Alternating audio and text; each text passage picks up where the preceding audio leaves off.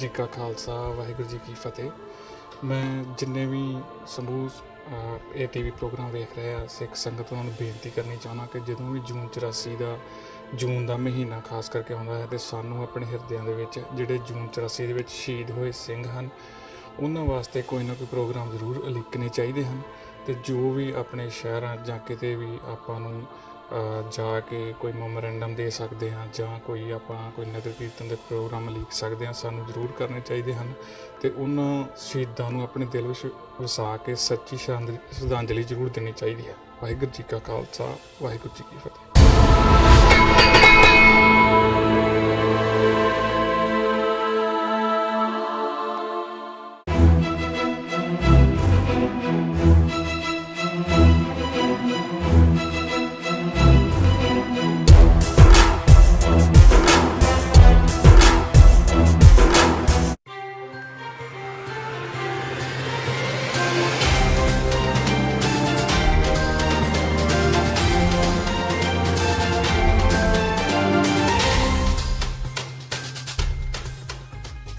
सत श्री अकाल। टीवी 84 देख रहे सारे दर्शकों का स्वागत है। मैं हरप्रीत कौर ते बुलेटिन की शुरुआत करते हैं हैडलाइनस दे नाल। दिल्ली के मुखर्जी नगर विच ऑटो ड्राइवर सरबजीत सिंह ते उसदे बेटे नूं पुलिस द्वारा कुੱਟਣ ਦਾ मामला दिल्ली हाईकोर्ट विच पुज्जा। सीबीआई जांच दी कीती मंग। तृप्त राजिंदर सिंह बाजवा ने नवजोत सिद्धू की कीती तारीफ। सिद्धू नूं दस्सिया चंगा इंसान। सिद्धू वालों जल्दी अहुदा संभालन की कही गल, जबकि विरोधी धिर दे आगू हरपाल चीमा ने कैप्टन नूं कीते सवाल। कहा जे सिद्धू अहुदा नहीं संभालदे तां किसी होर नूं बनाओ मंत्री। कैप्टन सरकार दी फतेहवीर नूं श्रद्धांजलि। पिंड दी सड़क दा नाम फतेहवीर मार्ग रखिया। सरकार ने संगरूर हलके दे लोकां दी अपील तो बाद कीता है फैसला। पंजाब दे सहकारिता मंत्री सुखजिंदर सिंह रंधावा 5 मैंबरी कमेटी लैके मेघालय रवाना। मेघालय सरकार दे सिखां दे हक विच बनाउणगे दबाव। हाईकोर्ट ने भी सिखां दे हक विच मेघालय सरकार नूं कीता जवाब तलब। ते नहीं चलेगी सूबे दी प्राइवेट स्कूलों की मनमर्जी। नवे बने सिक्ख्या मंत्री विजयेंद्र सिंगला ने की सख्ती। हुण स्कूल नहीं बेच सकणगे वर्दियां ते किताबां। ते हुण इन्हां खबरां दा विस्तार। दिल्ली दे मुखर्जी नगर विच ऑटो ड्राइवर सरबजीत सिंह ते उसदे बेटे नूं पुलिस द्वारा कुੱਟਣ ਦੇ मामले विच दिल्ली हाईकोर्ट विच जनहित पटीशन दर्ज की गई है। पटीशनर ने इस मामले विच सीबीआई ਵੱਲੋਂ ਜਾਂਚ ਕਰਾਉਣ ਦੀ ਮੰਗ ਕੀਤੀ ਹੈ। ਦੱਸ ਦਈਏ ਕਿ ਐਤਵਾਰ ਨੂੰ ਸਰਬਜੀਤ ਤੇ ਉਸਦੇ ਬੇਟੇ ਨਾਲ ਦਿੱਲੀ ਪੁਲਿਸ ਨੇ ਬੇਰਹਿਮੀ ਨਾਲ ਕੁੱਟਮਾਰ ਕੀਤੀ ਸੀ। ਪੁਲਿਸ ਦੀ ਗੱਡੀ ਨਾਲ ਆਟੋ ਟਕਰਾ ਗਿਆ ਸੀ। ਇਸ ਤੋਂ ਬਾਅਦ ਪੁਲਿਸ ਅਧਿਕਾਰੀ ਭੜਕ ਗਏ। ਪੁਲਿਸ ਨੇ ਪਿਸਤੌਲ ਕੱਢ ਦੋਹਾਂ ਨੂੰ ਡਰਾਇਆ, ਧਮਕਾਇਆ ਤੇ ਕੁੱਟਮਾਰ ਵੀ ਕੀਤੀ, ਜਿਸ ਤੋਂ ਬਾਅਦ ਕੁੱਟਮਾਰ ਦੀ ਵੀਡੀਓ ਸੋਸ਼ਲ ਮੀਡੀਆ ਤੇ ਕਾਫੀ ਵਾਇਰਲ ਹੋਈ, ਜਿਸ ਤੋਂ ਬਾਅਦ ਕਈ ਜਥੇਬੰਦੀਆਂ ਸਿੱਖ ਡਰਾਈਵਰ ਦੇ ਹੱਕ ਵਿੱਚ ਜੁਟ ਗਈਆਂ ਨੇ। ਕਿਸੇ ਵੇਲੇ ਕੈਬਨਿਟ ਮੰਤਰੀ ਨਵਜੋਤ ਸਿੱਧੂ ਖਿਲਾਫ ਆਵਾਜ਼ ਬੁਲੰਦ ਕਰਨ ਵਾਲੇ ਸਰਕਾਰ ਦੇ ਸੀਨੀਅਰ ਮੰਤਰੀ ਤ੍ਰਿਪਤ ਰਾਜਿੰਦਰ ਸਿੰਘ ਬਾਜਵਾ ਉਹਨਾਂ ਦੇ ਹੱਕ ਵਿੱਚ ਆ ਖੜੇ ਹੋਏ ਨੇ। ਬਾਜਵਾ ਨੇ ਸਿੱਧੂ ਦੀ ਨਾਰਾਜ਼ਗੀ ਦੀ ਸ਼ਲਾਘਾ ਕੀਤੀ ਹੈ। ਬਾਜਵਾ ਦਾ ਕਹਿਣਾ ਹੈ ਕਿ ਸਿੱਧੂ ਇੱਕ ਚੰਗੇ ਇਨਸਾਨ ਨੇ ਤੇ ਉਹ ਛੇਤੀ ਹੀ ਆਪਣਾ ਅਹੁਦਾ ਸੰਭਾਲ ਲੈਣਗੇ। ਬਾਜਵਾ ਨੇ ਸਿੱਧੂ ਨੂੰ ਰਾਹੁਲ ਗਾਂਧੀ ਵੱਲੋਂ ਵੱਡੇ ਅਹੁਦੇ ਨਾਲ ਨਵਾਜੇ ਜਾਣ ਦੀਆਂ ਅਟਕਲਾਂ ਤੇ ਕੁਝ ਵੀ ਕਹਿਣ ਤੋਂ ਇਨਕਾਰ ਕੀਤਾ।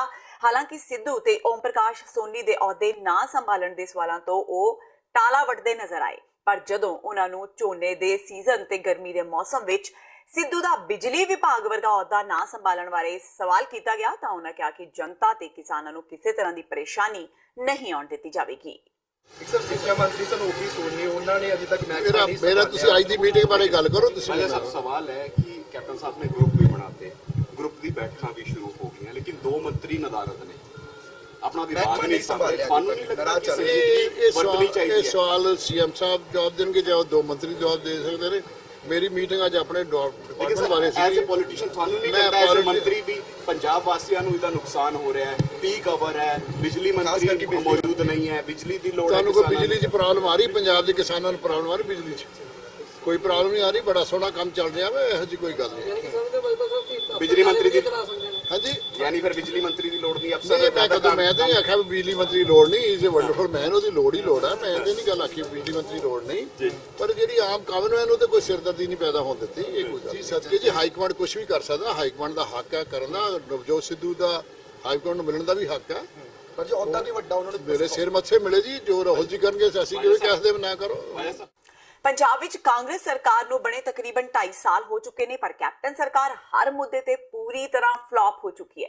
ਇਹਨਾਂ ਗੱਲਾਂ ਦਾ ਪ੍ਰਗਟਾਵਾ ਕਰਦਿਆਂ ਵਿਰੋਧੀ ਧਿਰ ਦੇ ਆਗੂ ਹਰਪਾਲ ਸਿੰਘ ਚੀਮਾ ਨੇ ਕਿਹਾ ਕਿ ਅੱਜ ਪੰਜਾਬ ਕੈਬਨਿਟ ਮੰਤਰੀ ਆਪੋ ਆਪਣੇ ਅਹੁਦਿਆਂ ਤੇ ਜੁਆਇਨ ਨਹੀਂ ਹੋ ਰਹੇ, ਜਿਸ ਵਜ੍ਹਾ ਨਾਲ ਪੰਜਾਬ ਦੇ ਲੋਕਾਂ ਨੂੰ ਪਰੇਸ਼ਾਨੀਆਂ ਦਾ ਸਾਹਮਣਾ ਕਰਨਾ ਪੈ ਰਿਹਾ ਹੈ। ਉਹਨਾਂ ਕਿਹਾ ਕਿ ਸੂਬੇ ਵਿੱਚ ਝੋਨੇ ਦਾ ਸੀਜ਼ਨ ਚੱਲ ਰਿਹਾ ਹੈ, ਕਿਸਾਨਾਂ ਨੂੰ ਬਿਜਲੀ ਦੀ ਜ਼ਰੂਰਤ ਹੈ, ਪਰ ਪੰਜਾਬ ਵਿੱਚ ਪਾਵਰ ਮਿਨਿਸਟਰ ਹੀ ਨਹੀਂ ਹੈ, ਜਿਸ ਕਰਕੇ ਕਿਸਾਨਾਂ ਨੂੰ ਪਰੇਸ਼ਾਨੀਆਂ ਦਾ ਸਾਹਮਣਾ ਕਰਨਾ ਪੈ ਰਿਹਾ ਹੈ। ਉਹਨਾਂ ਇਹ ਵੀ ਕਿਹਾ ਕਿ ਜੇਕਰ ਨਵਜੋਤ ਸਿੰਘ ਸਿੱਧੂ ਜੁਆਇਨ ਨਹੀਂ ਕਰਦੇ ਤਾਂ ਸਰਕਾਰ ਨੂੰ ਚਾਹੀਦਾ ਹੈ ਕਿ ਉਹਨਾਂ ਦੀ ਥਾਂ ਤੇ ਕਿਸੇ ਹੋਰ ਨੂੰ ਜੁਆਇਨ ਕਰਵਾਇਆ ਜਾਵੇ। ਦੇਖੋ, ਪੰਜਾਬ ਦੇ ਵਿੱਚ ਮੈਂ ਕਹਿੰਦਾ ਕੈਪਟਨ ਸਾਹਿਬ ਫਲॉप ਤੇ ਹੋ ਚੁੱਕੇ ਨੇ, ਫੇਲ ਮੁੱਖ ਮੰਤਰੀ ਜੀ। ਉਹਨਾਂ ਤੋਂ ਆਪਣੀ ਕੈਬਨਿਟ ਦੇ ਜਿਹੜੇ ਵਜ਼ੀਰ ਨੇ ਉਹਨਾਂ ਦੇ ਕੰਟਰੋਲ ਨਹੀਂ ਰਿਹਾ ਕਿ ਹੋਰ ਪੰਜਾਬ ਤੇ ਕੰਟਰੋਲ ਕੀ ਕਰਨਗੇ। ਕੈਪਟਨ ਸਾਹਿਬ ਨੂੰ ਚਾਹੀਦਾ ਸੀ ਕਿ ਜਿਹੜੇ ਮੰਤਰੀ ਜੁਆਇਨ ਨਹੀਂ ਕਰ ਰਹੇ ਉਹਨਾਂ ਦੀ ਜਗ੍ਹਾ ਤੇ ਹੋਰ ਮੰਤਰੀ ਲਾ ਦਿਓ, ਉਹਨੂੰ ਬਦਲ ਦਿਓ, ਕਿਉਂਕਿ ਪੰਜਾਬ ਦੇ ਇਸ ਸਮੇਂ ਪੰਜਾਬ ਦੇ ਵਿੱਚ ਪੈਡੀ ਦਾ ਸੀਜ਼ਨ ਚੱਲ ਰਿਹਾ, ਝੋਨੇ ਦਾ ਸੀਜ਼ਨ ਚੱਲ ਰਿਹਾ, ਔਰ ਕਿਸਾਨ ਜਿਹੜਾ ਹੈਗਾ ਉਹ ਬਿਜਲੀ ਲੈਣ ਤੋਂ ਬੜਾ ਬੇਹਾਲ ਹੋਇਆ ਪਿਆ, ਔਰ ਲਗਾਤਾਰ ਬਿਜਲੀ ਕੱਟ ਲੱਗ ਰਹੇ ਨੇ ਪੰਜਾਬ ਵਿੱਚ ਬਿਜਲੀ ਮੰਤਰੀ ਹੈ ਨਹੀਂ। ਸੋ ਪੂਰੀ ਤਰ੍ਹਾਂ ਨਲਾਇਕੀ ਪੰਜਾਬ ਸਰਕਾਰ ਦੀ ਆ, ਔਰ ਕੈਪਟਨ ਸਾਹਿਬ ਤੁਰੰਤ ਧਿਆਨ ਦੇ ਕੇ ਜੇਕਰ ਕੋਈ ਮਿਨਿਸਟਰ ਨਹੀਂ ਜੁਆਇਨ ਕਰਨਾ ਤਾਂ ਹੋਰ ਮਿਨਿਸਟਰ ਲਾ ਦਿਓ। ਪੰਜਾਬ ਦੇ ਵਿੱਚ ਹੋਰ ਬਹੁਤ ਸਾਰੇ ਐਮਐਲਏ ਕਾਬਲ ਵਜ਼ੀਰ ਬਣਨ ਨੂੰ ਤਿਆਰ ਨਹੀਂ, ਉਹਨੂੰ ਲਾ ਦੇਣਾ। ਇੱਕ ਪਾਵਰ ਮਿਨਿਸਟਰ, ਦੂਜੇ ਜਿਹੜਾ ਹੈਲਥ ਮਿਨਿਸਟਰ, ਦੋਨੇ ਜੁਆਇਨ ਨਹੀਂ ਕੀਤਾ ਹੈਗਾ, ਜਦ ਕਿ ਦੋਨੇ ਮਹਿਕਮੇ ਬੜੇ ਅਹਿਮ ਨੇ ਪੰਜਾਬ 'ਚ। ਹੈਲਥ ਮਹਿਕਮਾ ਬਹੁਤ ਅਹਿਮ ਆ, ਜਿਹੜੇ ਡਾਕਟਰ ਨੇ ਪੋਸਟਾਂ ਖਾਲੀ ਪਈਆਂ ਨੇ, ਨਰਸਾਂ ਦੀਆਂ ਪੋਸਟਾਂ ਖਾਲੀ ਪਈਆਂ ਨੇ, ਔਰ ਮਰੀਜ਼ ਜਿਹੜੇ ਹੈਗੇ ਨੇ ਬੈੱਡਾਂ ਦੇ ਵਿੱਚ ਬਿਲਕਦੇ ਨੇ। ਔਰ ਹੈਲਥ ਮਹਿਕਮਾ ਖੁਦ ਆਪ ਬਿਮਾਰ ਹੋ ਚੁੱਕਾ, ਜੇਕਰ ਉਹ ਠੀਕ ਕਰਨਾ ਤਾਂ ਹੋਰ ਜੇਕਰ ਓਪੀ ਸੋਨੀ ਜੁਆਇਨ ਨਹੀਂ ਕਰਦੇ, ਜੇਕਰ ਨਵਜੋਤ ਸਿੱਧੂ ਜੁਆਇਨ ਨਹੀਂ ਕਰਦੇ ਤਾਂ ਮੈਂ ਸਮਝਦਾ ਕੈਪਟਨ ਸਾਹਿਬ ਨੂੰ ਕਿਸੇ ਹੋਰ ਮਿਨਿਸਟਰ ਬਣਾਉਣਾ ਚਾਹੀਦਾ ਕਿ ਹੋਰ ਬੜੇ ਕਾਬਲ ਜਿਹੜੇ ਐਮਐਲਏ ਨੇਗੇ, ਪੜ੍ਹੇ ਲਿਖੇ ਐਮਐਲਏ ਨਵੇਂ ਮੁੰਡੇ ਨੇਗੇ, ਉਹਨਾਂ 'ਚ ਬਣਾ ਕੇ ਦੇਖ ਦੇਣਾ। ਸੋ ਆਪਣੀ ਲੌਬੀ ਛੱਡਣੀ ਚਾਹੀਦੀ, ਕੈਪਟਨ ਸਾਹਿਬ ਨੂੰ ਤੁਰੰਤ ਲੋਕਾਂ ਦੇ ਕੰਮ ਕਰਨ ਲਈ ਅੱਗੇ ਆਉਣਾ ਚਾਹੀਦਾ। ਸੂਬੇ ਵਿੱਚ ਚੱਲ ਰਹੇ ਪ੍ਰਾਈਵੇਟ ਸਕੂਲਾਂ ਤੇ ਕੈਪਟਨ ਸਰਕਾਰ ਵੱਲੋਂ ਲਗਾਮ ਕੱਸਣੀ ਸ਼ੁਰੂ ਕਰ ਦਿੱਤੀ ਗਈ ਹੈ। ਇਸ ਬਾਰੇ ਸਿੱਖਿਆ ਮੰਤਰੀ ਵਿਜੇਂਦਰ ਸਿੰਗਲਾ ਨੇ ਐਲਾਨ ਕਰਦਿਆਂ ਕਿਹਾ ਕਿ ਵਿਦਿਆਰਥੀ ਹੁਣ ਆਪਣੀ ਮਰਜ਼ੀ ਨਾਲ ਕਿਤਾਬਾਂ ਤੇ ਵਰਦੀਆਂ ਖਰੀਦ ਸਕਦੇ ਨੇ ਤੇ ਉਹਨਾਂ ਨੂੰ ਇਹ ਇੱਕੋ ਥਾਂ ਤੋਂ ਲੈਣ ਦੀ ਕੋਈ ਜ਼ਰੂਰਤ ਨਹੀਂ ਹੈ। ਉਹਨਾਂ ਕਿਹਾ ਕਿ ਸਕੂਲਾਂ ਵੱਲੋਂ ਕੀਤੀ ਜਾਂਦੀ ਮਨਮਰਜ਼ੀ ਖਿਲਾਫ ਮਾਪਿਆਂ ਦੀ ਸ਼ਿਕਾਇਤ ਤੇ ਇਹ ਕਾਰਵਾਈ ਕੀਤੀ ਗਈ ਹੈ। ਉਹਨਾਂ ਕਿਹਾ ਕਿ ਨਿੱਜੀ ਸਕੂਲਾਂ ਨੂੰ 7 ਦਿਨਾਂ ਦਾ ਸਮਾਂ ਦਿੱਤਾ ਗਿਆ ਹੈ ਕਿ ਉਹ ਇਸ ਬਾਰੇ ਵੈਬਸਾਈਟਾਂ ਤੇ ਜਾਣਕਾਰੀ ਮੁਹੱਈਆ ਕਰਾਉਣ। ਉਹਨਾਂ ਕਿਹਾ ਕਿ ਸਕੂਲਾਂ ਵਿੱਚ 3 ਸਾਲਾਂ ਤੱਕ ਵਰਦੀ ਨਹੀਂ ਬਦਲੀ ਜਾ ਸਕਦੀ। ਸਮੁੱਚੇ ਪੰਜਾਬ ਦੇ ਕੁਝ ਪੇਰੈਂਟਸ ਨੇ ਆ ਕੇ ਇਸ ਗੱਲ ਨੂੰ ਰੱਖਿਆ ਸੀ ਕਿ ਕਈ ਵਾਰ ਸਾਨੂੰ ਪ੍ਰਾਈਵੇਟ ਸਕੂਲਸ ਵੱਲੋਂ ਇਹ ਹਦਾਇਤ ਕੀਤੀ ਜਾਂਦੀ ਹੈ ਕਿ ਤੁਸੀਂ ਸਕੂਲ ਦੀਆਂ ਬੱਚਿਆਂ ਦੀਆਂ ਪਹਿਨਣ ਵਾਲੀਆਂ ਵਰਦੀਆਂ ਜਾਂ ਸਕੂਲ ਦੀਆਂ ਜਿਹੜੀਆਂ ਬੱਚਿਆਂ ਨੂੰ ਕਿਤਾਬਾਂ ਲੱਗਦੀਆਂ ਉਹਨਾਂ ਨੂੰ ਤੁਸੀਂ ਇੱਕ ਸਪੈਸੀਫਿਕ ਦੁਕਾਨ ਤੋਂ ਹੀ ਖਰੀਦਣਾ ਹੈ। ਮਹਿਕਮੇ ਵੱਲੋਂ ਇਸ ਤਜਵੀਜ਼ ਨਾਲ ਸਲਾਹ ਕਰਨ ਤੋਂ ਬਾਅਦ ਅਸੀਂ ਇਸ ਗੱਲ ਦੀ ਹਦਾਇਤ ਦਿੱਤੀ ਹੈ ਕਿ ਸਾਰੇ ਪ੍ਰਾਈਵੇਟ ਸਕੂਲਸ ਆਪਣੇ ਵੈਬਸਾਈਟ ਦੇ ਉੱਪਰ ਸਕੂਲ ਦੀਆਂ ਜਿਹੜੀਆਂ ਕਿਤਾਬਾਂ ਅਪਰੂਵਡ ਕਿਤਾਬਾਂ ਉਹਨਾਂ ਦੀ ਲਿਸਟ ਤੇ ਜਿਹੜੀ ਉਹਨਾਂ ਦੀ ਵਰਦੀ ਹੈ ਉਹਦੀ ਬੰਤਰ ਆਪਣੀ ਵੈਬਸਾਈਟ ਦੇ ਉੱਪਰ ਪਾਉਣਗੇ, ਔਰ ਉਸ ਨੂੰ ਦੇਖ ਕੇ ਮਾਤਾ ਪਿਤਾ ਕੋਲ, ਬੱਚਿਆਂ ਕੋਲ ਇਸ ਗੱਲ ਦੀ ਸਹੂਲਤ ਹੋਊਗੀ ਕਿ ਉਹ ਵਰਦੀਆਂ ਨੂੰ ਜਾਂ ਕਿਤਾਬਾਂ ਨੂੰ ਜਿਹੜੀ ਮਰਜ਼ੀ ਦੁਕਾਨ ਤੋਂ ਲੈ ਸਕਣਗੇ, ਜਿਹੜੇ ਆਪਣੇ ਮਨ ਦੀ ਵਰਦੀ ਸਵਾ ਸਕਣਗੇ ਉਸ ਪੈਟਰਨ ਦੀ। ਤੇ ਇਸ ਗੱਲ ਦੀ ਹਦਾਇਤ ਦਿੱਤੀ, ਔਰ ਅਸੀਂ ਸਕੂਲਾਂ ਨੂੰ ਵੀ ਇਹ ਗੱਲ ਕਹੀ ਹੈ ਕਿ ਸਾਨੂੰ ਪੇਰੈਂਟਸ ਨੂੰ ਤੇ ਬੱਚਿਆਂ ਨੂੰ ਫਿਕਸ ਨਹੀਂ ਕਰਨਾ ਚਾਹੀਦਾ ਕਿ ਉਹ ਬੱਚੇ ਇੱਕ ਜਗ੍ਹਾ ਦੇ ਉੱਪਰ ਤੋਂ ਹੀ ਆਪਣੀਆਂ ਕਿਤਾਬਾਂ ਜਾਂ ਵਰਦੀਆਂ ਬਾਏ ਕਰਨ, ਕਿਉਂਕਿ ਇਹਦੇ ਨਾਲ ਕਈ ਪੇਰੈਂਟਸ ਇਹ ਫੀਲ ਕਰਦੇ ਸੀ ਕਿ ਸਕੂਲ ਵਾਲਿਆਂ ਦਾ ਕਈ ਦੁਕਾਨਾਂ ਦੇ ਨਾਲ ਆਪਣਾ ਸੰਬੰਧ ਹੁੰਦਾ ਹੈ ਤੇ ਸਾਨੂੰ ਸ਼ਾਇਦ ਜ਼ਿਆਦਾ ਪੈਸੇ ਦੇਣੇ ਪੈਂਦੇ ਜੇ ਅਸੀਂ ਵਰਦੀਆਂ ਨੂੰ ਆਪਣੇ ਮਤਲਬ ਦੀਆਂ ਨੂੰ ਚੰਗੇ ਕੱਪੜਾ ਲੈ ਕੇ ਸਟਿਚ ਕਰਾਈਏ ਤਾਂ ਸਾਨੂੰ ਸਸਤੀਆਂ ਪੈ ਸਕਦੀਆਂ। ਨਹੀਂ, ਮੈਂ ਉਹੀ ਕਿਹਾ ਕਿ ਚਾਹੇ ਕੋਈ ਲੋਗੋ ਵੀ ਲੱਗਣਾ ਹੈ ਤਾਂ ਲੋਗੋ ਸਕੂਲ ਦੀ ਟੱਕ ਸ਼ਾਪ ਤੇ ਵੀ ਮਿਲ ਸਕਦਾ ਹੈ। ਜਿਹੜਾ ਲੋਗੋ ਵਰਦੀ ਦਾ ਲਾਣਾ, ਲੋਗੋ ਸਕੂਲ ਆਪਣਾ ਅਗਰ ਕੋਈ ਸਪੈਸੀਫਿਕ ਲਗਾਉਣਾ ਚਾਹੁੰਦਾ ਉਹ ਆਪਣਾ ਵੇਚ ਵੀ ਸਕਦਾ, ਜਾਂ ਇਹਦਾ ਵੀ ਕੋਈ ਹੱਲ ਲੱਭਿਆ ਜਾ ਸਕਦਾ, ਕੋਈ ਐਡੀ ਵੱਡੀ ਗੱਲ ਨਹੀਂ ਹੈ। ਬਟ ਲੇਕਿਨ ਜਿਹੜੀ ਗੱਲ ਹੈ ਕਿ ਕੋਈ ਸਕੂਲਾਂ ਨੇ ਸਪੈਸੀਫਿਕ ਦੁਕਾਨਾਂ ਨਾਲ ਟਾਈ ਅਪ ਕੀਤਾ ਹੋਇਆ ਹੈ, that has to be done। ਬੀਤੇ ਦਿਨੀ ਸੰਗਰੂਰ ਵਿੱਚ 2 ਸਾਲ ਦੇ ਬੱਚੇ ਫਤਿਹਵੀਰ ਦੀ ਮੌਤ ਤੋਂ ਬਾਅਦ ਪੰਜਾਬ ਸਰਕਾਰ ਨੇ ਫਤਿਹਵੀਰ ਦੇ ਪਿੰਡ ਨੂੰ ਲੱਗਦੀ ਸੜਕ ਦਾ ਨਾਮ ਫਤਿਹਵੀਰ ਰੋਡ ਰੱਖਣ ਦਾ ਐਲਾਨ ਕੀਤਾ ਹੈ। ਸੁਨਾਮ ਸ਼ੇਰੋਂ ਕੈਂਚੀਆਂ ਤੋਂ ਸ਼ੇਰੋਂ ਲੌਂਗੋਵਾਲ ਜਾਂਦੀ ਸੜਕ ਦਾ ਨਾਮ ਫਤਿਹਵੀਰ ਦੇ ਨਾਮ ਤੇ ਰੱਖਿਆ ਗਿਆ ਹੈ। ਇਸ ਸੜਕ ਦੀ ਲੰਬਾਈ 11.83 ਕਿਲੋਮੀਟਰ ਹੈ। ਸਰਕਾਰ ਨੇ ਭਗਵਾਨਪੁਰਾ ਤਹਿਸੀਲ ਤੇ ਜ਼ਿਲ੍ਹਾ ਸੰਗਰੂਰ ਦੇ ਲੋਕਾਂ ਤੇ ਫਤਿਹ ਦੇ ਪਰਿਵਾਰ ਦੀ ਅਪੀਲ ਤੋਂ ਬਾਅਦ ਇਹ ਫੈਸਲਾ ਕੀਤਾ ਹੈ। ਮੁੱਖ ਮੰਤਰੀ ਕੈਪਟਨ ਅਮਰਿੰਦਰ ਸਿੰਘ ਨੇ ਸਪੈਸ਼ਲ ਕੇਸ ਤਹਿਤ ਸੁਨਾਮ ਸ਼ੇਰੋਂ ਕੈਂਚੀਆਂ ਤੋਂ ਸ਼ੇਰੋਂ ਲੌਂਗੋਵਾਲ ਜਾ ਰਹੀ ਸੜਕ ਦਾ ਨਾਮ ਫਤਿਹਵੀਰ ਦੇ ਨਾਮ ਤੇ ਰੱਖਣ ਨੂੰ ਮਨਜ਼ੂਰੀ ਦਿੱਤੀ ਹੈ। ਇਸ ਮੌਕੇ ਕੈਬਨਿਟ ਮੰਤਰੀ ਵਿਜੇਂਦਰ ਸਿੰਗਲਾ, ਡਿਪਟੀ ਕਮਿਸ਼ਨਰ ਘਨਸ਼ਾਮ ਥੋਰੀ ਸਮੇਤ ਜ਼ਿਲ੍ਹਾ ਪ੍ਰਧਾਨ ਰਾਜਿੰਦਰ ਸਿੰਘ ਰਾਜਾ ਨੇ ਪਰਿਵਾਰ ਨੂੰ ਹਰ ਸੰਭਵ ਮਦਦ ਦੇਣ ਦਾ ਭਰੋਸਾ ਦਿੱਤਾ ਹੈ। ਦੱਸ ਦਈਏ ਕਿ ਪਿੰਡ ਭਗਵਾਨਪੁਰਾ ਦਾ 2 ਸਾਲਾ ਫਤਿਹਵੀਰ ਸਿੰਘ ਖੇਡਦਾ ਹੋਇਆ 150 ਫੁੱਟ ਡੂੰਘੇ ਬੋਰਵੈਲ ਵਿੱਚ ਡਿੱਗਿਆ ਸੀ, ਜਿਸ ਕਰਕੇ ਉਸ ਦੀ ਮੌਤ ਹੋ ਗਈ ਸੀ। ਉਸ ਨੂੰ ਬੋਰਵੈਲ ਵਿੱਚੋਂ ਬਾਹਰ ਕੱਢਣ ਲਈ ਲਗਾਤਾਰ 5 ਦਿਨ ਬਚਾਅ ਕਾਰਜ ਚੱਲੇ, ਪਰ 6ਵੇਂ ਦਿਨ ਬੋਰਵੈਲ ਵਿੱਚੋਂ ਫਤਿਹਵੀਰ ਦੀ ਲਾਸ਼ ਨੂੰ ਬਾਹਰ ਕੱਢਿਆ ਗਿਆ। ਇਸ ਤੋਂ ਬਾਅਦ ਸਰਕਾਰ ਤੇ ਪ੍ਰਸ਼ਾਸਨ ਤੇ ਲਗਾਤਾਰ ਸਵਾਲ ਚੁੱਕੇ ਜਾ ਰਹੇ ਸਨ। ਮੇਘਾਲਿਆ ਵਿੱਚ ਵਸਦੇ ਸਿੱਖਾਂ ਨੂੰ ਅਦਾਲਤ ਵੱਲੋਂ ਰਾਹਤ ਬਰਕਰਾਰ ਰੱਖੀ ਗਈ ਹੈ। ਸ਼ਿਲੌਂਗ ਹਾਈ ਕੋਰਟ ਨੇ ਸ਼ਿਲੌਂਗ ਮਿਊਨਿਸਪਲ ਬੋਰਡ ਵੱਲੋਂ ਪੰਜਾਬੀ ਲੇਨ ਹਰੀਜਨ ਬਸਤੀ ਵਿੱਚ ਵਸਦੇ ਸਿੱਖਾਂ ਨੂੰ ਭੇਜੇ ਨੋਟਿਸ ਵਿਰੁੱਧ ਹਰੀਜਨ ਪੰਚਾਇਤ ਕਮੇਟੀ ਤੇ ਸਿਟੀ ਗੁਰਦੁਆਰਾ ਮੈਨੇਜਮੈਂਟ ਕਮੇਟੀ ਵੱਲੋਂ ਦਾਇਰ ਹੱਤਕ ਪਟੀਸ਼ਨ ਤੇ ਸੁਣਵਾਈ ਕਰਦਿਆਂ ਸਰਕਾਰ ਤੋਂ ਇਸ ਬਾਰੇ ਹਲਫੀਆ ਬਿਆਨ ਰਾਹੀਂ ਜਵਾਬ ਮੰਗਿਆ ਹੈ। ਉਧਰ ਅੱਜ ਪੰਜਾਬ ਦੇ ਸਹਿਕਾਰਤਾ ਮੰਤਰੀ ਸੁਖਜਿੰਦਰ ਸਿੰਘ ਰੰਧਾਵਾ ਦੀ ਅਗਵਾਈ ਹੇਠ 5 ਮੈਂਬਰੀ ਵਫਦ ਮੇਘਾਲਿਆ ਦੀ ਰਾਜਧਾਨੀ ਸ਼ਿਲੌਂਗ ਪਹੁੰਚ ਗਿਆ। ਵਫਦ ਵੱਲੋਂ 1.5 ਸਦੀ ਪਹਿਲਾਂ ਉੱਥੇ ਵਸੇ ਸਿੱਖਾਂ ਦੇ ਉਜਾੜੇ ਨੂੰ ਰੋਕਣ ਲਈ ਮੇਘਾਲਿਆ ਦੀ ਕੋਨਰਾਡ ਸੰਗਮਾ ਸਰਕਾਰ ਤੇ ਦਬਾਅ ਬਣਾਇਆ ਜਾਵੇਗਾ। ਵਫਦ ਵਿੱਚ 2 ਲੋਕ ਸਭਾ ਮੈਂਬਰ ਤੇ 2 ਵਿਧਾਇਕ ਵੀ ਸ਼ਾਮਿਲ ਨੇ। ਵਫਦ ਸਾਰੀ ਰਿਪੋਰਟ ਮੁੱਖ ਮੰਤਰੀ ਕੈਪਟਨ ਅਮਰਿੰਦਰ ਸਿੰਘ ਨੂੰ ਦੇਵੇਗਾ ਤੇ ਉਸ ਤੋਂ ਬਾਅਦ ਸਰਕਾਰ ਇਹ ਮਾਮਲਾ ਕੇਂਦਰ ਸਰਕਾਰ ਕੋਲ ਵੀ ਉਠਾਵੇਗੀ। ਗੁਰਦਾਸਪੁਰ ਲੋਕ ਸਭਾ ਹਲਕੇ ਤੋਂ ਬੀਜੇਪੀ ਉਮੀਦਵਾਰ ਸਨੀ ਦਿਓਲ ਚਾਹੇ ਜਿੱਤ ਗਏ ਨੇ, ਪਰ ਵਿਵਾਦ ਉਹਨਾਂ ਦਾ ਪਿੱਛਾ ਅਜੇ ਵੀ ਨਹੀਂ ਛੱਡ ਰਿਹਾ।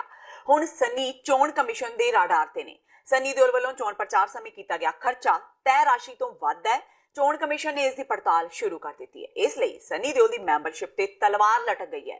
ਚੋਣ ਕਮਿਸ਼ਨ ਦੀਆਂ ਟੀਮਾਂ ਵੱਲੋਂ ਸੰਸਦੀ ਹਲਕੇ ਅੰਦਰ ਖੜੇ 15 ਉਮੀਦਵਾਰਾਂ ਵੱਲੋਂ ਚੋਣ ਸਮੇਂ ਕੀਤੇ ਗਏ ਖਰਚੇ ਦਾ ਹਿਸਾਬ ਕਿਤਾਬ ਇਕੱਤਰ ਕੀਤਾ ਜਾ ਰਿਹਾ ਹੈ। ਖਰਚਾ ਆਬਜ਼ਰਵਰ ਗੁਰਦਾਸਪੁਰ ਵਿੱਚ ਸਾਰੇ ਖਰਚਿਆਂ ਦੀ ਨਜ਼ਰਸਾਨੀ ਕਰ ਰਹੇ ਨੇ। ਚੋਣ ਕਮਿਸ਼ਨ ਵੱਲੋਂ 70 ਲੱਖ ਰੁਪਏ ਤੱਕ ਦੀ ਹੱਦ ਤੈਅ ਕੀਤੀ ਗਈ ਸੀ, ਪਰ ਸਨੀ ਦਿਓਲ ਵੱਲੋਂ 80 ਲੱਖ ਦੇ ਕਰੀਬ ਖਰਚਾ ਕੀਤਾ ਗਿਆ। ਇਹ ਚੋਣ ਕਮਿਸ਼ਨ ਦੀਆਂ ਤੈਅ ਸ਼ਰਤਾਂ ਦੀ ਉਲੰਘਣਾ ਹੈ। ਦੱਸ ਦਈਏ ਕਿ ਚੋਣ ਪ੍ਰਚਾਰ 17 ਮਈ ਦੀ ਸ਼ਾਮ ਨੂੰ 5 ਵਜੇ ਖਤਮ ਹੋ ਗਿਆ ਸੀ ਤੇ 18 ਮਈ ਤੱਕ ਸਨੀ ਦਿਓਲ ਦਾ ਖਰਚਾ 70 ਲੱਖ ਤੋਂ ਟੱਪ ਚੁੱਕਾ ਸੀ, ਜਦਕਿ ਉਸ ਤੋਂ ਬਾਅਦ ਹੋਰ ਵੀ ਖਰਚੇ ਪੈਣੇ ਸਨ। ਇਸ ਬਾਰੇ ਸੰਸਦੀ ਚੋਣ ਰਿਟਰਨਿੰਗ ਅਧਿਕਾਰੀ ਕਮ ਡਿਪਟੀ ਕਮਿਸ਼ਨਰ ਗੁਰਦਾਸਪੁਰ ਨੇ ਸਨੀ ਦਿਓਲ ਨੂੰ 24 ਮਈ ਨੂੰ ਨੋਟਿਸ ਵੀ ਭੇਜਿਆ ਸੀ ਕਿ ਉਹਨਾਂ ਦਾ ਖਰਚਾ 70 ਲੱਖ ਟੱਪ ਗਿਆ ਹੈ। ਤੇ ਹੁਣ ਵੇਲਾ ਹੋ ਗਿਆ ਬ੍ਰੇਕ ਦਾ। ਬਾਕੀ ਦੀਆਂ ਖਬਰਾਂ ਇਸ ਬ੍ਰੇਕ ਤੋਂ ਬਾਅਦ।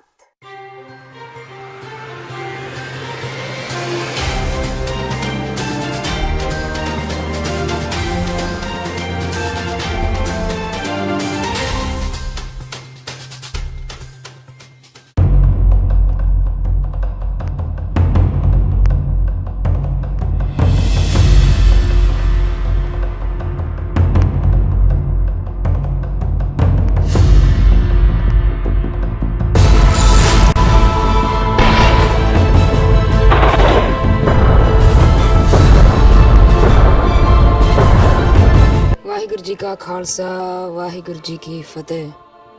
It's been over 30 years since the 1984 attack. And where do we stand today? What we need to realize is that many of us, or a majority of us, especially in Western industrial countries, feel the pain, we feel the dard, we feel that something needs to be done. But going back to when Baba Deep Singh drew the line in the sand and said everyone here feels something, but if you're ready to do something about it, then step over the line. And that's where we need to be. We need to be ready to step over that line and take action. So after 30 or something years, it's been plenty enough time for us to feel something. Now it's time for us to do something, especially as the diasporic Sikh youth. Waheguru Ji Ka Khalsa, Waheguru Ji Ki Fateh.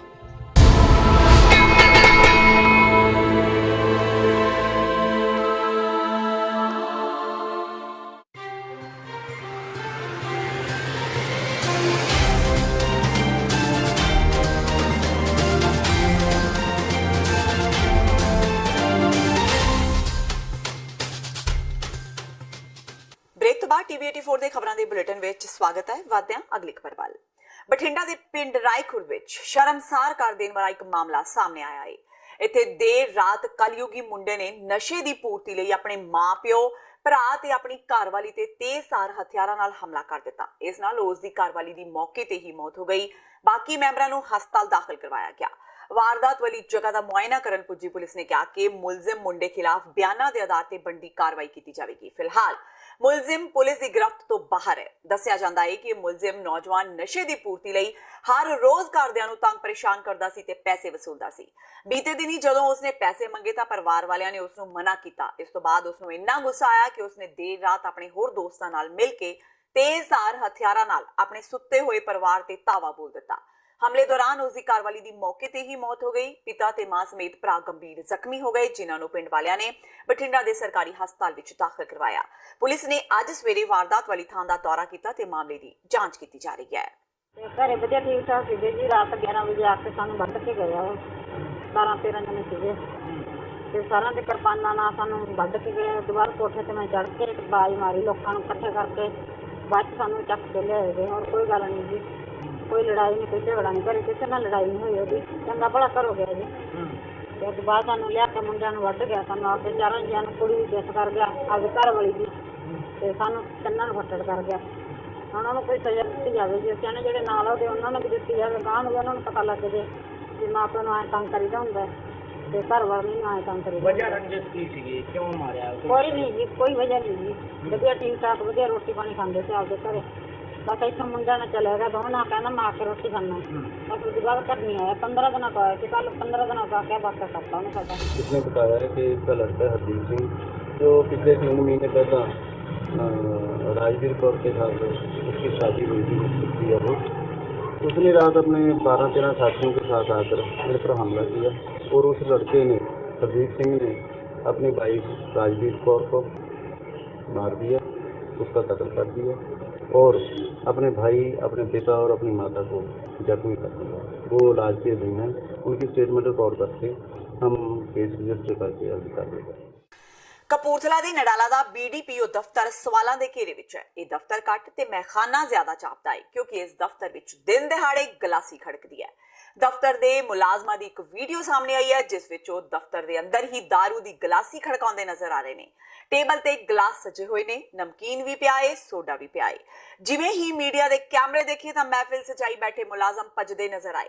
ਇਸ ਪੂਰੇ ਮਾਮਲੇ ਦੀ video ਸਾਹਮਣੇ ਆਉਣ ਤੋਂ ਬਾਅਦ ਮੁਲਾਜ਼ਮਾਂ ਨੂੰ notice ਜਾਰੀ ਕਰ ਦਿੱਤਾ ਗਿਆ ਹੈ। ਉਂਝ ਤਾਂ ਕੈਪਟਨ ਸਰਕਾਰ ਨੇ 5 ਏਕੜ ਤੱਕ ਦੀ ਜ਼ਮੀਨ ਵਾਲੇ ਕਿਸਾਨਾਂ ਦਾ ਕਰਜ਼ਾ ਮਾਫ ਕਰਨ ਦਾ ਐਲਾਨ ਕੀਤਾ ਹੋਇਆ ਹੈ, ਪਰ ਬਰਨਾਲਾ ਦੇ ਪਿੰਡ ਬਟਵਰ ਦੇ ਕਈ ਕਿਸਾਨਾਂ ਦਾ ਕਰਜ਼ਾ ਅਜੇ ਵੀ ਮਾਫ ਨਹੀਂ ਹੋਇਆ। ਹੱਦ ਤਾਂ ਉਦੋਂ ਹੋ ਗਈ ਜਦੋਂ ਕਰਜ਼ ਮਾਫੀ ਦੀ ਜਾਰੀ ਕੀਤੀ ਗਈ ਲਿਸਟ ਵਿੱਚ 13 ਜਿਉਂਦੇ ਕਰਜ਼ਾਰ ਕਿਸਾਨਾਂ ਨੂੰ ਪ੍ਰਸ਼ਾਸਨ ਵੱਲੋਂ ਮ੍ਰਿਤਕ ਐਲਾਨ ਦਿੱਤਾ ਗਿਆ। ਹੁਣ ਕਿਸਾਨ ਆਪਣੇ ਆਪ ਨੂੰ ਜਿਉਂਦੇ ਸਾਬਤ ਕਰਨ ਲਈ ਸੰਘਰਸ਼ ਕਰ ਰਹੇ ਨੇ। ਬਟਵਰ ਦੇ ਕਿਸਾਨ ਗੁਰਮੁਖ ਸਿੰਘ 4 ਏਕੜ ਦੀ ਜ਼ਮੀਨ ਤੇ ਖੇਤੀ ਕਰਦੇ ਨੇ ਤੇ 40,000 ਰੁਪਏ ਦੇ ਕਰਜ਼ਾਰ ਨੇ। ਉਹਨਾਂ ਦੱਸਿਆ ਕਿ ਸਰਕਾਰ ਦੀ ਕਰਜ਼ ਮਾਫੀ ਸਕੀਮ ਅਧੀਨ ਉਹਨਾਂ ਵੀ ਅਰਜ਼ੀ ਦਿੱਤੀ ਸੀ। ਕਰਜ਼ ਮਾਫੀ ਦੀ ਜਾਰੀ ਲਿਸਟ ਵਿੱਚ ਉਹਨਾਂ ਨੂੰ ਮ੍ਰਿਤਕ ਲਿਖਿਆ ਗਿਆ।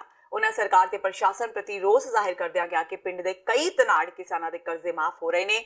1 ਤੋਂ 5 ਏਕੜ ਜ਼ਮੀਨ ਦੇ ਮਾਲਕ ਗਰੀਬ ਕਿਸਾਨਾਂ ਦਾ ਕਰਜ਼ਾ ਮਾਫ ਨਹੀਂ ਹੋ ਰਿਹਾ।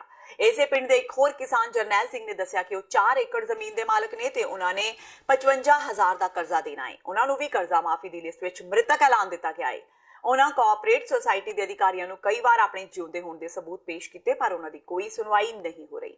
ਜਦਕਿ ਬਰਨਾਲਾ ਦੇ SDM ਮੁਤਾਬਕ ਕਿਸਾਨਾਂ ਨੇ ਆਪਣੇ ਆਧਾਰ ਕਾਰਡ ਜਮ੍ਹਾਂ ਨਹੀਂ ਕਰਵਾਏ, ਇਸ ਕਰਕੇ ਬੈਂਕ ਅਧਿਕਾਰੀਆਂ ਨੇ ਉਕਤ 13 ਕਿਸਾਨਾਂ ਨੂੰ ਮ੍ਰਿਤਕ ਲਿਖ ਦਿੱਤਾ। ਉਹਨਾਂ ਕਿਹਾ ਕਿ ਲਾਪਰਵਾਹੀ ਕਰਨ ਵਾਲੇ ਮੁਲਾਜ਼ਮਾਂ ਤੇ ਸਖਤ ਵਿਭਾਗੀ ਕਾਰਵਾਈ ਕੀਤੀ ਜਾਵੇਗੀ ਤੇ ਕਿਸਾਨਾਂ ਦੇ ਬਣਦੇ ਕਰਜ਼ੇ ਮਾਫ ਕੀਤੇ ਜਾਣਗੇ। ਜਨਤਾ ਦੇ ਪੈਸੇ ਮਾਫ ਹੋਣੇ ਸ਼ੁਰੂ ਹੋ ਗਏ ਤੇ ਮੇਰਾ ਨਾਂ ਆਇਆ ਲਿਸਟ ਦੇ ਵਿੱਚ। ਮੈਂ ਸੰਬੰਧਿਤ ਕਰਮਚਾਰੀਆਂ ਨਾਲ ਗੱਲ ਕੀਤੀ ਤਾਂ ਮੈਨੂੰ ਕਹਿੰਦੇ ਵੀ ਤੇਰਾ ਨਾਂ ਡੈਡ ਲਿਸਟ 'ਚ ਪਾਇਆ ਗਿਆ, ਵੀ ਤੇਰੀ ਮੌਤ ਹੋ ਚੁੱਕੀ ਹੈ। ਤਾਂ ਮੈਂ ਸੰਬੰਧਿਤ DR ਨਾਲ ਗੱਲ ਕੀਤੀ ਤੇ ਉਹ ਮੈਨੂੰ ਕਹਿੰਦਾ ਵੀ ਕੋੜਦੁੰਨੇ ਦੇ ਪਿੰਡ ਵਿੱਚ ਆਪਣਾ ਕੈਂਪ ਲਾਇਆ ਜਾਊਗਾ, ਵੀ ਉੱਥੇ ਆਣ ਕੇ ਆਪਦੀਆਂ ਸ਼ਿਕਾਇਤਾਂ ਸੁਣਾਇਓ। ਮੈਂ ਮੁਲਾਜ਼ਮਾਂ ਨੂੰ ਸੁਸਾਇਟੀ ਦਿਆਂ ਨੂੰ ਮੇਜਰ ਸਿੰਘ ਨੂੰ ਆਪਣੇ ਪ੍ਰੂਫ ਦੇ ਕੇ ਭੇਜਿਆ ਵੀ ਜਿਉਂਦੇ ਜਾਗਦੇ ਤਾਂ ਮੇਰਾ ਪ੍ਰੂਫ ਉੱਥੇ ਦੇ ਦੀ। ਮੇਜਰ ਸਿੰਘ ਨੇ ਆਣ ਕੇ ਮੈਨੂੰ ਦੱਸਿਆ ਵੀ ਤੇਰਾ ਨਾਂ ਡੈਥ ਕੇਸ 'ਚ ਕਢਵਾਇਆ ਗਿਆ ਹੈ। ਤਾਂ ਉਸ ਤੋਂ ਬਾਅਦ 2-4 ਮਹੀਨੇ ਲੰਘੇ, ਮੈਂ ਨਹੀਂ ਗੌਰ ਕੀਤੀ ਵੀ ਚਲੋ ਪੈਸੇ ਹੌਲੀ ਹੌਲੀ ਮਾਫ ਹੁੰਦੇ ਆ, ਵੀ ਲਿਸਟਾਂ 'ਚ ਆਉਂਦੇ ਆ, ਜਦੋਂ ਰੋਜ਼ ਕਹਿੰਦੇ ਨੇ ਵੀ ਹੌਲੀ ਹੌਲੀ ਹੋਣਗੇ, ਵੀ ਚੱਲ ਲਿਸਟ 'ਚ ਨਾ ਆ ਜਾਊਗਾ। ਮੈਂ ਡੀਕਦਾ ਰਿਹਾ, ਡੀਕਦੇ ਦੇ ਬਜਾਏ ਅੱਜ ਤੋਂ 5-6 ਦਿਨ ਪਹਿਲਾਂ ਮੈਨੂੰ ਕੋਆਪਰੇਟ ਸਟੱਡੀ ਦੇ ਉਸੇ ਮੁਲਾਜ਼ਮ ਨੇ ਮੇਜਰ ਸਿੰਘ ਨੇ ਕਿਹਾ ਵੀ ਤੇਰਾ ਨਾਂ ਡੈਥ ਕੇਸ 'ਚੋਂ ਨਹੀਂ ਕੱਢਿਆ ਗਿਆ, ਆਪਦੇ ਪ੍ਰੂਫ ਜਿਉਂਦੇ ਤੇ ਦੇ ਕੇ ਜਾ। ਮੈਨੂੰ ਗੁੱਸਾ ਆਇਆ ਇਸ ਗੱਲ ਦਾ। ਮੈਂ ਉਹਦੇ ਬਜਾਏ ਮੈਂ SDM ਸਾਹਿਬ ਨੂੰ ਮਿਲਿਆ ਜਾ ਕੇ ਵੀ ਮੈਂ ਜਿਉਂਦਾ ਜਾਗਦਾ ਇਨਸਾਨ ਹਾਂ। ਮੇਰੇ ਦਿਮਾਗੇ ਟੈਨਸ਼ਨ ਹੋ ਚੁੱਕੀ ਹੈ। ਮੇਰੇ ਬੱਚੇ ਵੀ ਮੈਨੂੰ ਘੋਸ਼ਿਤ ਕਰਦੇ ਵੀ ਜਨਤਾ ਦਾ ਤੂੰ ਕੰਮ ਕਰਾਉਣ ਤੇ ਅੱਗੇ ਪਿੱਛੇ ਰਹਿਣਾ, ਤੈਨੂੰ ਆਪ ਡੈਡ ਘੋਸ਼ਿਤ ਕੀਤੇ ਬੈਠੇ ਹੈ। ਤਾਂ ਮੈਨੂੰ SDM ਨੇ ਕਿਹਾ DR ਕੋਲੇ ਮੈਂ ਤੁਹਾਡੀ ਚਿੱਠੀ ਮਾਰ ਕਰ ਦਿੰਦਾ, ਉਹਦੇ ਕੋਲੇ ਜਾਓ। ਮੈਂ DR ਕੋਲੇ ਗਿਆ, DR ਮੌਕੇ ਤੇ ਹੈ ਨਹੀਂ ਸੀ, AR ਹੈਗਾ ਸੀ। AR ਨੂੰ ਮੈਂ ਦੇ ਕੇ ਆਇਆ ਜੀ ਉੱਥੇ। ਉਹ ਕਹਿੰਦੇ ਮੈਨੂੰ ਇਹੀ, ਉਹਨਾਂ ਨੂੰ ਕਹਿੰਦੇ ਤੇਰੀ ਮੰਗ ਕੀ ਹੈ? ਮੇਰੀ ਮੰਗ ਮੈਂ ਇਹੀ ਹੈ ਵੀ ਜਿਹੜੇ ਲੋੜਵੰਦ ਕਿਸਾਨਾਂ ਦੇ 5 ਏਕੜ ਤੇ ਰਾਜਾ ਸਾਹਿਬ ਨੇ ਮਾਫ ਕਰਨ ਵਾਸਤੇ ਪੈਸੇ ਕਹੇ ਆ, ਉਹਨਾਂ ਦੇ ਜ਼ਰੂਰ ਮਾਫ ਹੋਣੇ ਚਾਹੀਦੇ। ਵਿਚਾਰੇ 1-1 ਕਿੱਲੇ ਦੇ ਬੰਦੇ, ਮੈਂ ਪਿੰਡ ਦਾ ਜ਼ਿੰਮੇਵਾਰ ਬੰਦਾ ਹੋਣ ਕਰਕੇ ਬਹੁਤ ਆਉਂਦੇ ਆ ਮੇਰੇ ਕੋਲ 1-1 ਕਿੱਲੇ ਵਾਲਿਆਂ ਨੂੰ। ਨਾ ਮੋਦੀ ਦੇ ਪੈਸੇ ਆਏ ਆ, ਨਾ ਉਹਨਾਂ ਦੇ ਸੁਸਾਇਟੀ ਦੇ ਮਾਫ ਹੋਏ ਆ, ਕਿੱਲੇ ਵਾਲਿਆਂ ਦੇ ਤੇ ਧਨਾੜ ਬੰਦਿਆਂ ਦੇ ਮੇਰੇ ਕੋਲ ਪੂਰੇ ਪ੍ਰੂਫ ਹੈਗਾ ਵੀ ਜਿਨ੍ਹਾਂ ਨੇ ਇਹਨਾਂ ਨੇ ਸੁਸਾਇਟੀ ਨੇ ਮਾਫ ਕੀਤੇ ਆ ਪੈਸੇ। ਪ੍ਰੀਲਿਮਿਨਰੀ ਇਨਕੁਆਇਰੀ ਦੇ ਵਿੱਚ ਜੋ ਸੱਚ ਸਾਹਮਣੇ ਆਇਆ ਉਹਦੇ ਵਿੱਚ ਇਹ ਹੈ ਕਿ ਇਨ ਬੰਦਿਆਂ ਦਾ ਬਾਰ-ਬਾਰ ਕਹਿਣ ਤੋਂ ਬਾਅਦ ਵੀ ਆਧਾਰ ਕਾਰਡ ਜੋ ਹੈ ਆਪਣਾ ਸਬਮਿਟ ਨਹੀਂ ਕੀਤਾ। ਆਧਾਰ ਕਾਰਡ ਜਦੋਂ ਸਬਮਿਟ ਨਹੀਂ ਹੋਇਆ ਤਾਂ ਬੈਂਕ ਵਾਲੇ ਨੇ ਉੱਥੇ ਆਧਾਰ ਕਾਰਡ ਨੋਟ ਫਾਊਂਡ ਲਿਖਣਾ ਸੀ। ਉਹਨੇ ਗਲਤੀ ਨਾਲ ਜਾਂ ਜੋ ਵੀ ਉਹ ਕਹਿੰਦਾ ਮੇਰੇ ਤੋਂ ਹੋ ਗਈ, ਉਹਨੇ ਉੱਥੇ ਡਾਕੂਮੈਂਟ ਗਲਤ ਜੋ ਹੈ ਸਬਮਿਟ ਕਰਤਾ, ਤਾਂ ਇਸ ਕਰਕੇ ਜੋ ਹੈ ਘਟਨਾ ਹੋਈ ਹੈ। ਇਹਦੇ ਵਿੱਚ ਸਖਤ ਆਰਡਰ ਦੇ ਦਿੱਤੇ ਗਏ ਨੇ ਕਿ ਜੋ ਵੀ ਬੰਦਾ ਹੈ, ਜਿੱਦੀ ਵੀ ਗਲਤੀ ਹੈ, ਉਹਦੇ ਅਗੇਂਸਟ ਸਖਤ ਵਿਭਾਗੀ ਕਾਰਵਾਈ ਕੀਤੀ ਜਾਏਗੀ। PSEC EMPLOYEES ਜੁਆਇੰਟ ਫੋਰਮ ਦੇ ਸੱਦੇ ਤੇ ਪੰਜਾਬ ਭਰ ਤੋਂ ਵੱਡੀ ਗਿਣਤੀ ਵਿੱਚ ਬਿਜਲੀ ਕਾਮਿਆਂ ਨੇ ਪਟਿਆਲਾ ਵਿੱਚ ਬਿਜਲੀ ਨਿਗਮ ਦੇ ਮੁੱਖ ਦਫ਼ਤਰ ਅੱਗੇ ਵਿਸ਼ਾਲ ਧਰਨਾ ਦਿੱਤਾ। ਧਰਨੇ ਕਾਰਨ ਮਾਲ ਰੋਡ ਪੂਰੀ ਤਰ੍ਹਾਂ ਜਾਮ ਰਿਹਾ ਤੇ ਦੁਪਹਿਰ ਤੱਕ ਆਵਾਜਾਈ ਪੂਰੀ ਤਰ੍ਹਾਂ ਪ੍ਰਭਾਵਿਤ ਰਹੀ।